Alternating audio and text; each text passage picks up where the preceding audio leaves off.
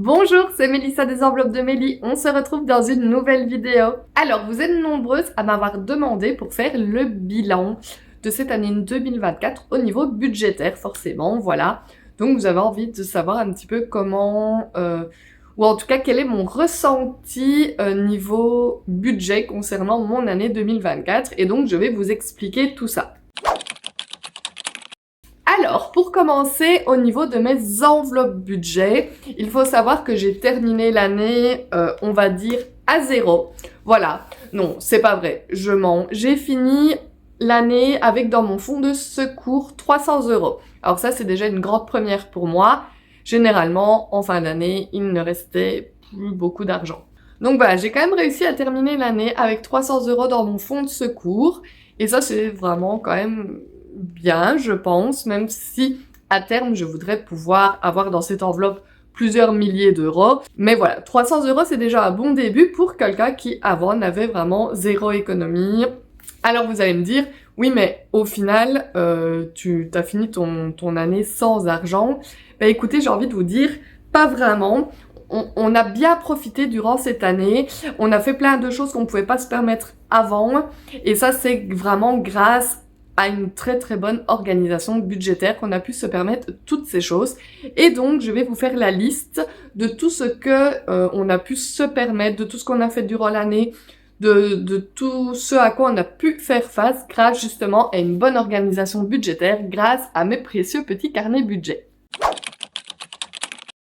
Alors, pour commencer, une chose dont je suis super contente, c'est que j'ai pu payer toutes mes grosses factures en une seule fois, contrairement aux autres années où je demandais à chaque fois des plans de paiement, voilà, répartis sur plusieurs mois, pour pouvoir payer les factures parce que je n'avais pas les sommes de côté pour les payer directement qu'elles arrivaient. Ici, grâce à la bonne organisation de mon budget, je sais précisément donc à quelle date tombent les échéances annuelles, que ce soit donc pour les taxes de circulation des voitures, les taxes poubelles, le cadastre, enfin voilà, le précompte immobilier. Donc toutes ces grosses factures, je sais à quel moment de l'année elles vont tomber et je mets de côté l'argent nécessaire pour les payer.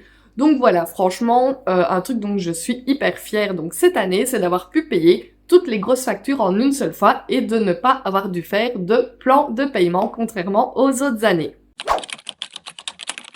Une autre chose, c'est qu'on a dû faire face encore une fois à une grosse urgence vétérinaire pour notre chat Yoda. Oui, si vous avez suivi déjà l'année dernière, ça a recommencé cette année, ça nous a coûté pas loin des 1000 €. Voilà, on a dû faire venir un vétérinaire spécial parce que c'est arrivé pendant la nuit.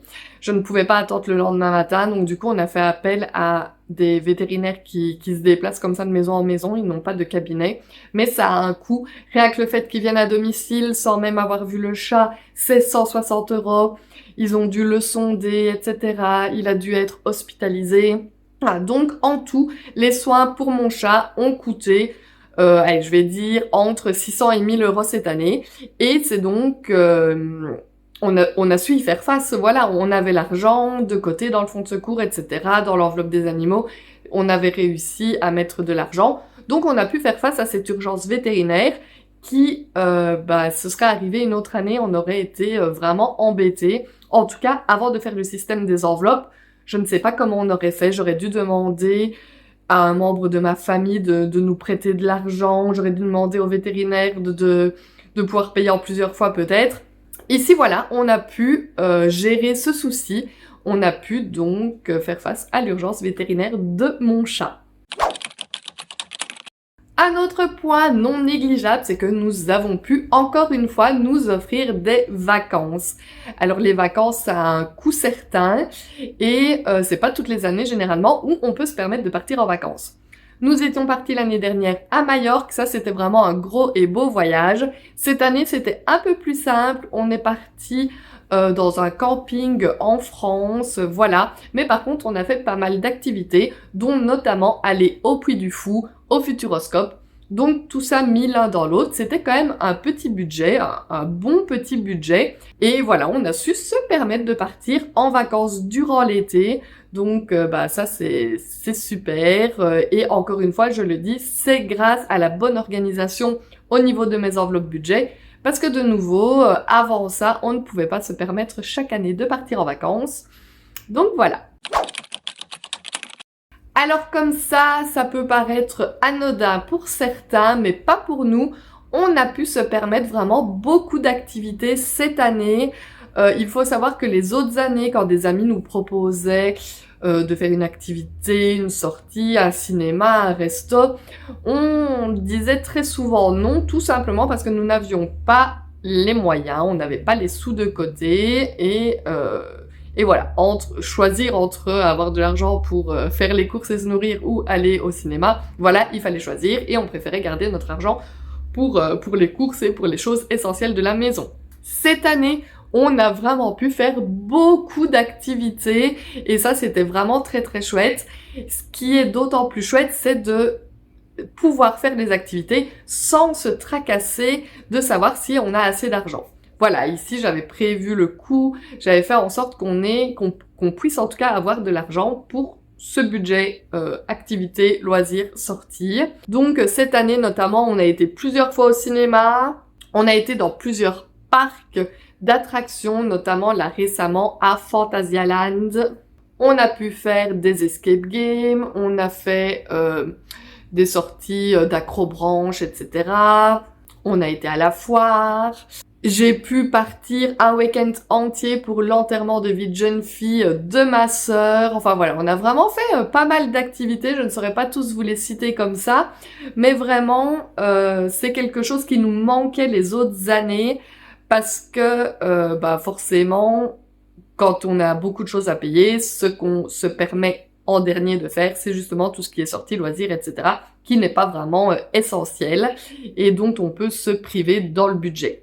Donc cette année, c'était vraiment pour nous super agréable de pouvoir faire toutes ces sorties sans se dire qu'on se mettait dans le rouge ou autre. Non, voilà, on avait l'argent prévu, on a pu faire plein de choses et du coup, l'année a été riche du coup en souvenirs, que ce soit pour nous, pour Lexi. Donc voilà, c'est quelque chose sur cette année 2024 que je retiendrai au niveau budget, c'est qu'on a pu profiter en famille, entre amis. Et une autre chose, c'est qu'on a également pu faire de gros achats. Enfin, quand je dis gros achats, voilà, c'est relatif. Tout le monde a sa vision du gros achat. Mais par exemple, cette année, on a pu offrir un vélo à notre fille Lexi comme ça, sans occasion particulière. Voilà, parce qu'on voulait lui apprendre à rouler en vélo.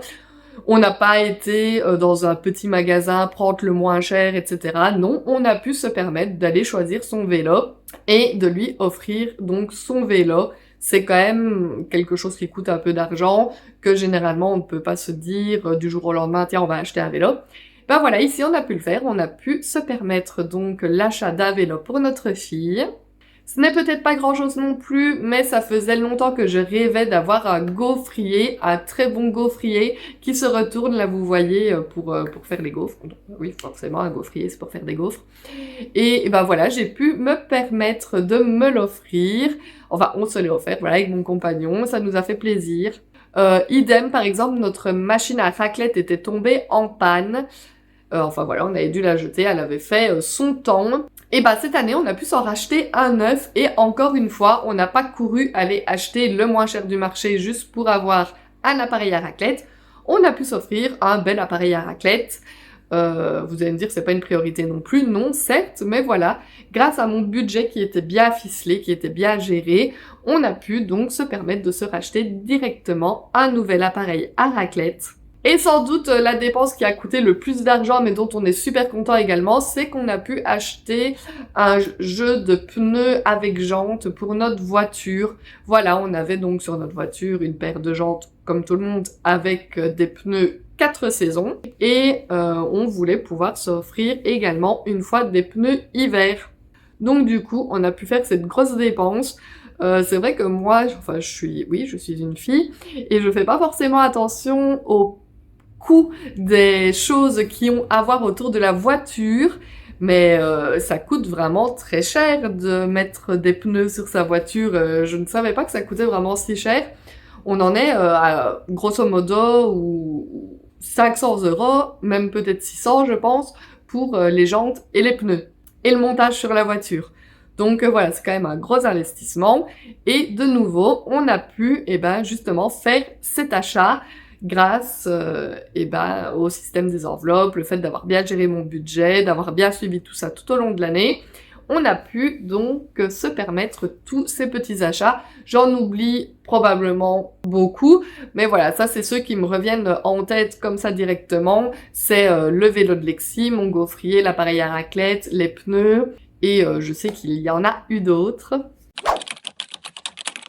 Et ici, donc récemment, en fin d'année, on a pu se permettre donc l'achat de cadeaux de Noël pour les membres de notre famille, enfin principalement nos parents. Je ne sais pas comment ça se passe chez vous, mais par ici, on fait régulièrement le système de la cacahuète quand on se retrouve à plusieurs. Donc on offre un cadeau à une seule personne. Et généralement, maintenant, ça convient très bien à la population, j'ai envie de dire, parce que tout le monde est un petit peu serré niveau budgétaire, je pense. Et ici, en plus de notre cadeau cacahuète, on a pu offrir personnellement à chacun de nos parents un cadeau, ce qu'on ne faisait plus depuis plusieurs années, d'où au budget un peu serré. Et ici, voilà, ça nous tenait à cœur de pouvoir offrir à chacun de nos parents un cadeau. Ça a été fait. Lexi a également été très gâtée pour les fêtes. Oui, je sais, c'est peut-être pas super de gâter trop son enfant, mais écoutez, on l'aime tellement, on aime tellement voir son bonheur, elle est tellement gentille, c'est une petite fille tellement adorable et bienveillante que ça nous fait vraiment plaisir de lui rendre comme on peut. Donc Père Noël et Saint-Nicolas ont été très généreux avec elle, et rien que de voir son bonheur, pour moi c'est le plus beau cadeau du monde. Donc voilà pour ce petit bilan de mon année 2024. Alors oui, je ne termine peut-être pas l'année 2024 avec des milliers d'euros en épargne comme certaines budgéteuses. D'ailleurs, des fois, j'ai un petit peu du mal à croire à toutes ces économies. Je ne sais pas vous, mais bon, ce n'est pas le débat. Le principal, c'est que durant l'année, j'ai eu assez d'argent tous les mois pour payer tout ce qui était dépenses fixes, dépenses variables, et pouvoir mettre un peu d'argent dans les épargnes. Donc mes épargnes, moi, c'est principalement anniversaire, fête, fonds de secours, voiture, pour l'école de Lexi, pour les animaux. Ah, et tantôt, je vous ai dit que j'avais fini avec 300 € dans le fonds de secours, mais j'avais fini l'année avec également 160 € dans l'enveloppe pour les animaux. Ce début d'année, je ne sais pas si vous avez vu le remplissage, mais j'ai pu rajouter beaucoup d'argent dans mes enveloppes. Donc, en soi, je commence l'année 2025 avec des enveloppes plutôt bien remplies au niveau de mon classeur épargne. Je peux vous le remontrer vite fait si vous n'avez pas suivi la précédente vidéo. Donc, dans mon fonds de secours, j'ai 450 €. Donc ça, c'est plutôt pas mal. Pour l'entretien de la voiture, il y a 150 €. Pour les anniversaires, il y a déjà 100 €. Pour les fêtes, 100 € également.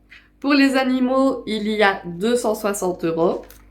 Pour les loisirs et les sorties, il y a déjà 100 €. Pour la maison, 50 €. Et pour l'école et les stages, il y a 120 €. Donc, c'est quand même de jolies sommes pour commencer cette année 2025. Je n'ai pas compté cet argent de la fin de 2024. Cela dit, j'aurais peut-être dû parce que c'est grâce aux primes de fin d'année que j'ai pu faire ce remplissage.